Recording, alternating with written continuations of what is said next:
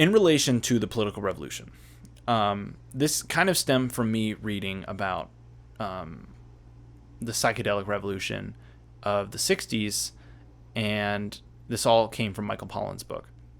Michael Pollan did a really good job breaking down the history of it, the major players, the people that were in charge of it, and the people who, also got it illegal.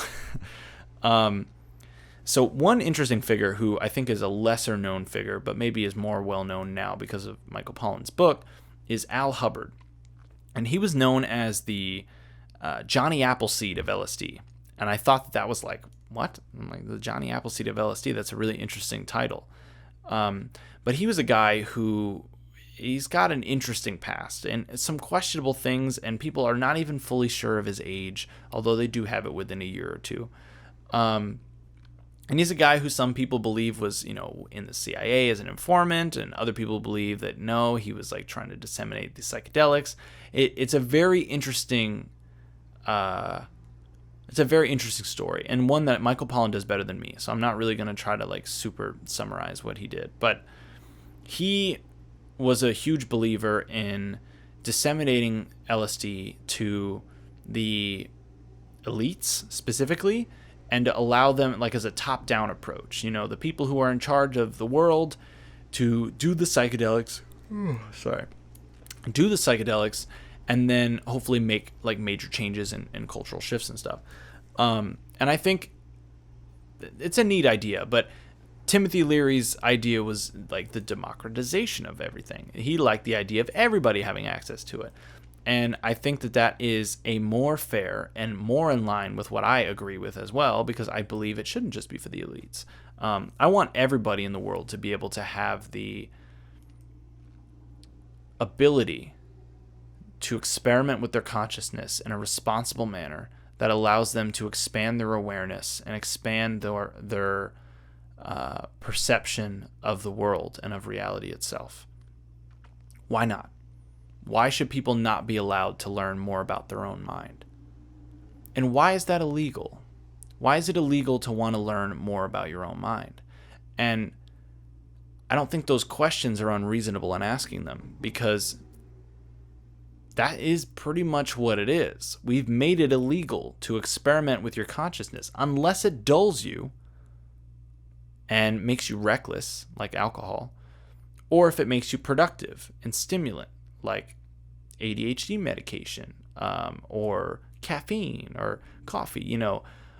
All of those things, like those are drugs too, or Advil, and we're able to have those. But the ones that alter your consciousness, the ones that make you question everything that you ever know, the ones that make you question whether the things that are happening are normal, or that normal even makes sense, why are those illegal? And how come it's like as soon as a drug like that comes on the scene, then they look for a way to include it in, the illegality of other psychedelics? And it's because the government knows that they can't really stop it. They know that once that genie's let out the bottle, that society's going to change. Society's going to go in a direction that is literally not going to be able to go back. And in my opinion, for the better, but not without its problems and not without its cautions that I think we all definitely should heed. But I think it's worth it. I think the positives outweigh the negatives, and the ability for people to learn themselves and know themselves is powerful. Because when somebody knows themselves, I guarantee you're not going to deal with the problems of their insecurities. And everybody's insecure about things, okay? I'm insecure about shit too. I've got things that I am not super confident about. And that's okay. That's part of being human. That's a feeling that you're going to deal with all the time, especially in an activity that's new, or a skill that's new, or a job that's new. Anything that's new is usually intimidating, and it's scary, and it's overwhelming. There's a lot that goes on. But eventually you spend enough time on it and you learn it and you're good.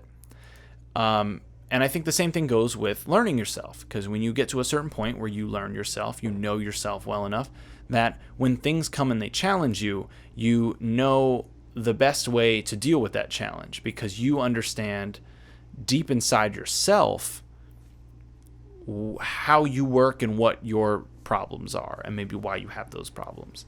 And so these particular things, psychedelics, meditation, mindfulness, all of those things are tools that anybody can use to learn themselves. And if we don't think that that is useful, and we specifically make it illegal, then you're creating an entire society of people that don't know themselves.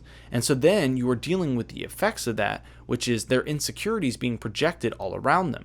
And that's because when you're insecure, you're going to act out in ways that you don't even understand, because you literally are blind to it. You are completely ignorant to that part of yourself, and you're an autopilot.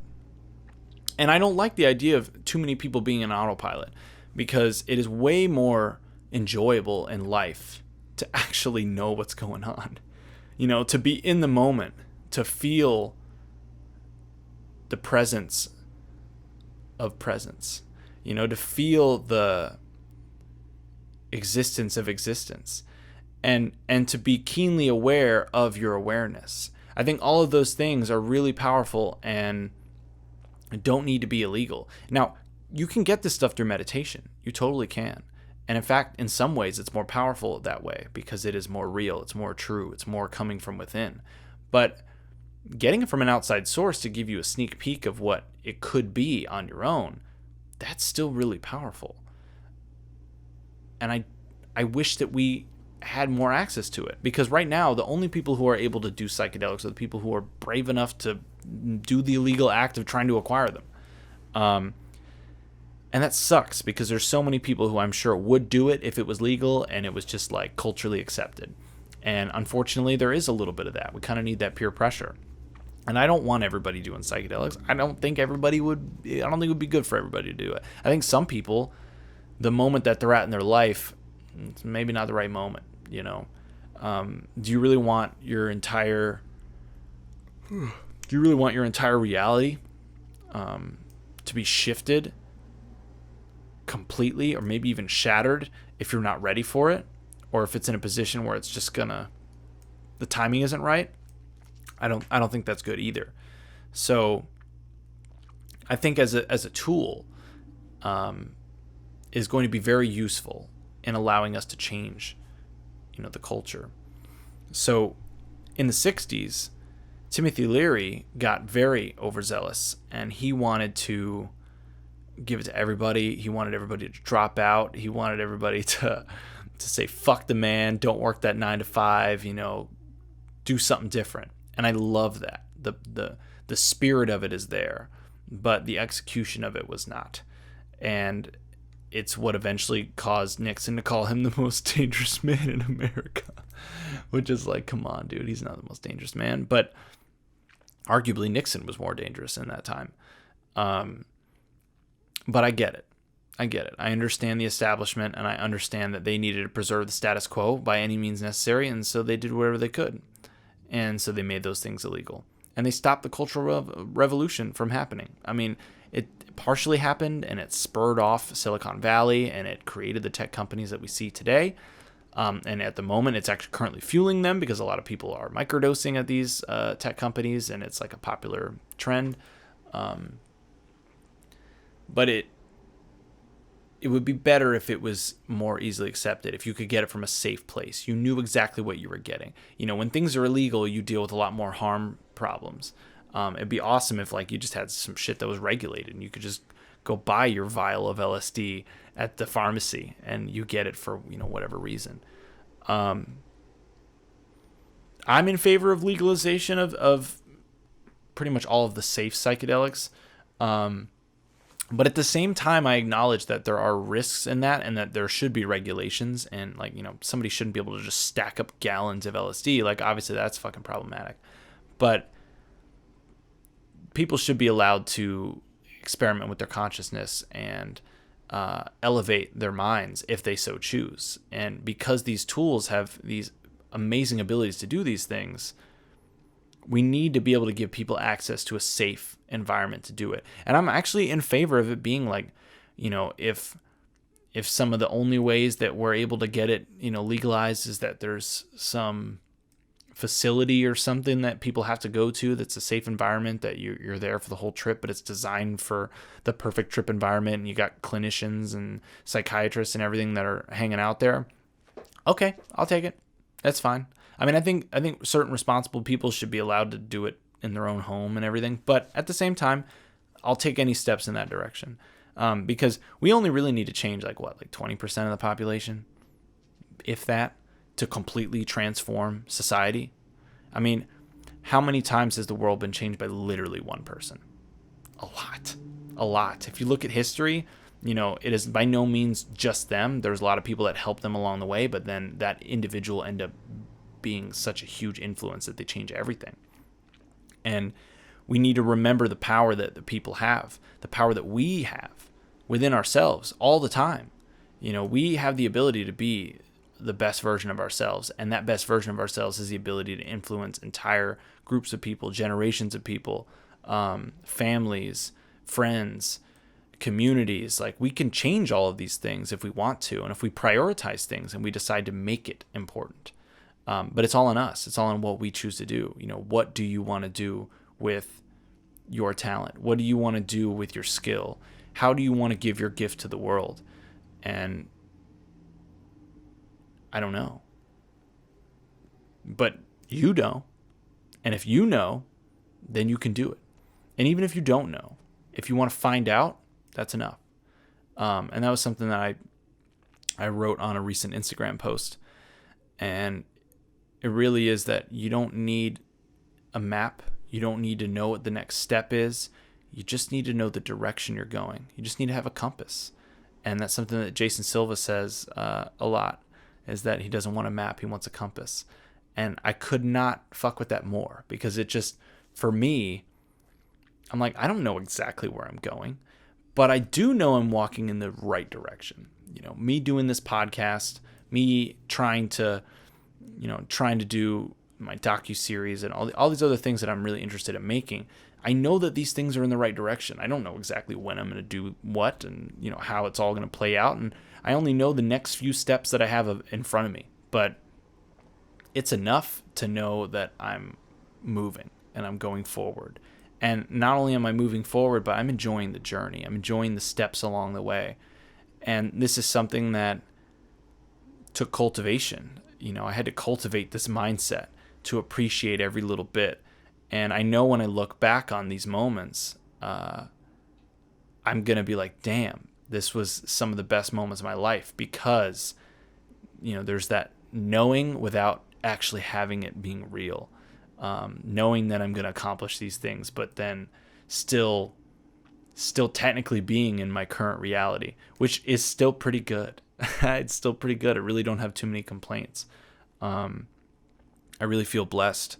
I recently went on vacation with my family, and it was awesome. It was so nice to be with family. It was so nice to spend time with all, like, aunts, uncles, cousins. And it made me really appreciate that that's really what I care about, is, family and friends and spending time with people that really matter to me. Because money is just a means, it's just a means to an end. It's just what you need to acquire things and to pay for food and housing and shit, but money's not the goal for me. Money's not like, oh, I can't wait to have this amount of money. Like, no, I can't wait to have enough money that I don't have to think about money. But beyond that, the rest of it is then, how do I spend my time? How can I make it so that I'm doing the most things that I want to do and the least things I don't want to do, and, doing the things that I have to do. And I think that lifestyle is something that can be cultivated in everyone, but it takes effort, and it takes time, and it takes patience, and it's something that maybe not everybody's going to want to go through with, and that's okay. We can have people that just need to be told what to do. Not everybody needs to be an entrepreneur. Not everybody needs to be the boss. We need to have workers too. And as long as those workers are aware of what they're doing and they enjoy doing it, I got no problem with that. I'm okay with hierarchies and the standpoint that, like, there's going to be certain people who are just better at leading. That's okay. Let's let the leaders lead. Let's let the followers follow. But Let's have the leaders lead people in the right direction. There are a lot of, the sheep, right? There are a lot of people you can herd. Let's herd them in the right direction. We don't have to herd them into things that are going against them just because they're gullible and we'll take advantage of them. No, let's take advantage of them to help themselves without them even fucking realizing it, especially when they might actively be fighting the things that are actually trying to help them. People who are against Medicare for all, unless you're wealthy, I don't see why you're against it. It literally will benefit you. Like, you will get healthcare. You will save money. There's no reason to be opposed to it. There's literally none. And if you are opposed to it and you cite some other reason, it's probably wrong. I'm just going to tell you that right now. It's probably wrong. Ask anybody who comes from a country that has healthcare. Like, they're going to tell you, like, yeah, it's not perfect, but at least I know I can go to the doctor. And when I'm sick, I know I can get taken care of and I'm not going to go bankrupt. Number one reason for bankruptcy, I say this all the time, in America, is medical bills. So, and at least those you can go bankrupt on. Fucking your student loans, you're just fucked. You just got to pay that off forever. That's a whole other thing, And Gareth and I talked about that on the podcast, and we said, what kind of society do we want to live in where everybody's got to pay to play? And it just shouldn't be like that.